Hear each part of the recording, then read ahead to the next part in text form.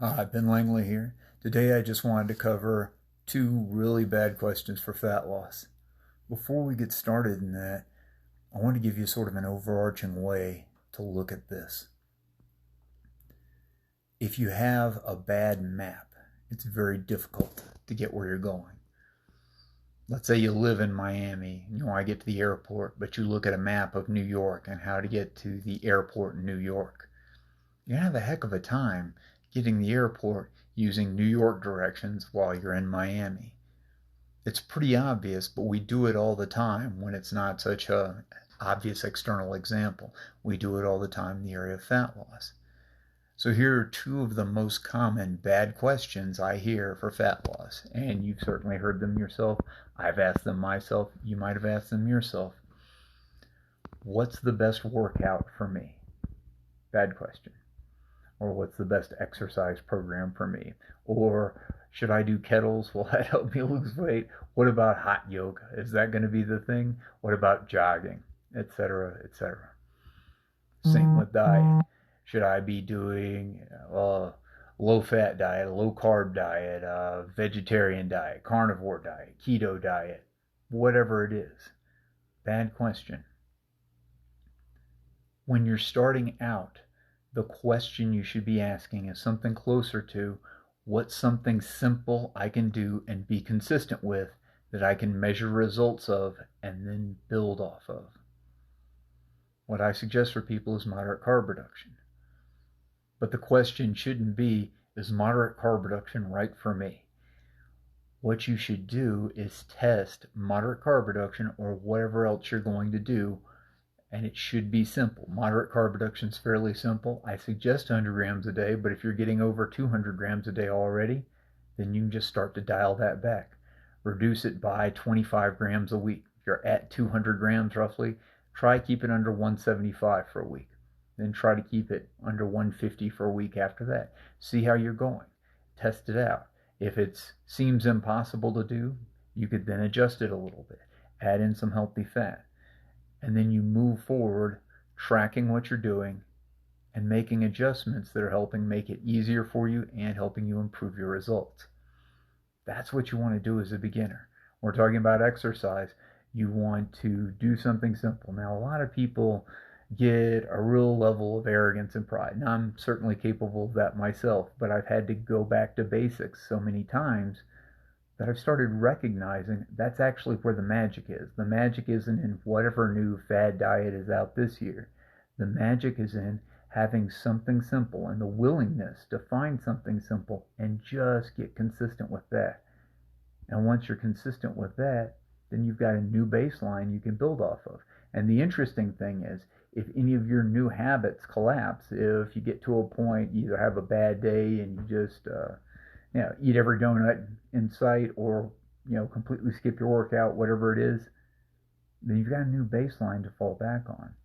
The last few years I've been doing a calisthenics program. It's the only thing I've been consistent with really as far as exercise goes this long in my life ever.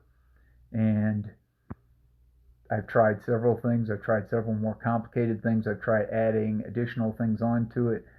None of that has stuck the way the calisthenics have stuck. The thing is, when any of the new plans or new add-ons go south, I just fall back to the calisthenics. I do it's usually one or two exercises for 2 to 3 sets each day. And that's it, 6 days a week. I have a day where I usually do something on the seventh day also, but I don't have to. And I've fallen back to that more times than I can count over the past 3 years or so since I've been doing it. But it's a new baseline for me. If anything else blows up, I'm not that worried about it because I can just fall back on the calisthenics.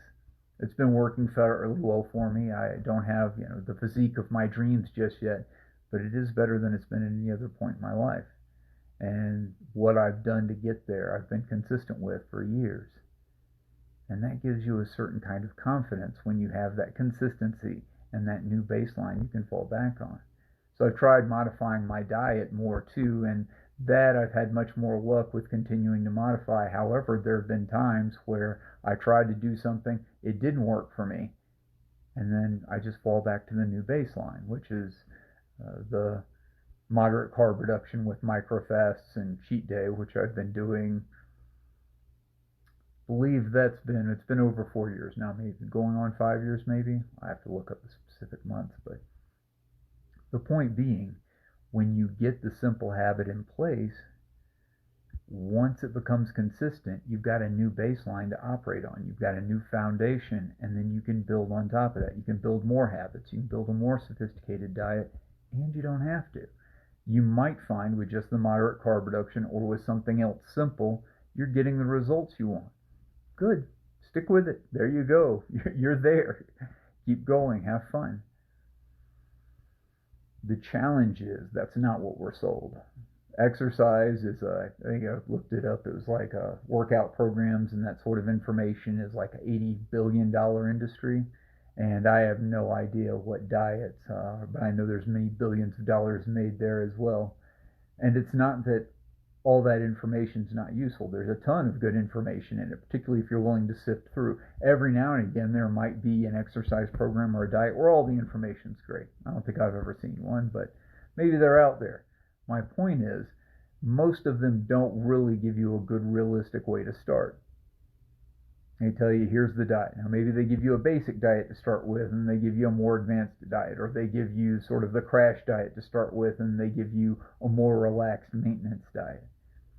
Long term, what you want to do is start with something simple, one or two things that you think you can reasonably maintain. If you try two, be ready to fall back to one. Because when you're trying to get consistent with this, consistency is the key. Can you do this for a week, 2 weeks, a month, a season, a year?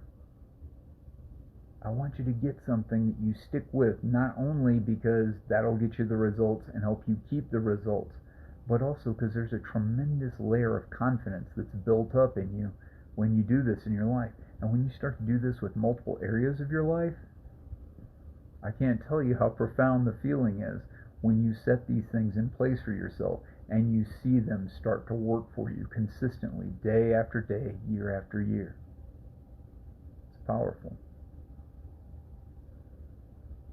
I had tried diets for over 2 decades. I'd yo-yo dieted for roughly 22 years, but I'd also tried tons of exercise programs. I'd thrown tons of things at the weight, and I finally gave up.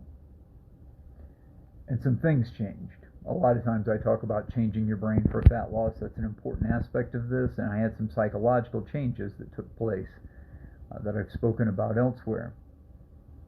But once I got back to it, I just started with really simple things. Really, really simple things. The first was moderate carb reduction. Just kept it under 100 grams a day.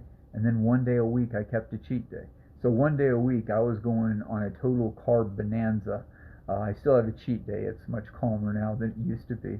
But when I first got started, it wasn't calm at all. It was a full 24-hour period of a lot of eating. And then I just went back to my 100 grams a day or less, and I lost 28 pounds in 30 days. I was blown away. And it was, compared to all the other diets I'd done, none of them had ever been that successful, certainly not that quickly. And it was simple. It was very simple and not hard to follow. So that's what I'm suggesting you do. Don't ask the question of what's the right diet. What's the right diet for me? You'll find that eventually. I think for most of us it looks like the Frankenstein diet. That is, you just patch pieces of different things together that work for you and you find you can do until you get something you want to hang on to. It's the Frankenstein diet. You might end up with something like the Frankenstein workout if you apply the same advice to working out. And that's good because it's something that is suited to you. And it doesn't mean you can't change it in the future. You can. You can add to it. You can take away from it. You can switch it up. Whatever you want to do. Just build it piece at a time. Get one piece down. Get confident with one piece. And then add that next piece on. And keep going. It's worked very well for me. It's worked very well for many other people. I'm pretty certain it's going to work very well for you too. I'm Ben Langley. Thanks for your time today. We'll talk again soon.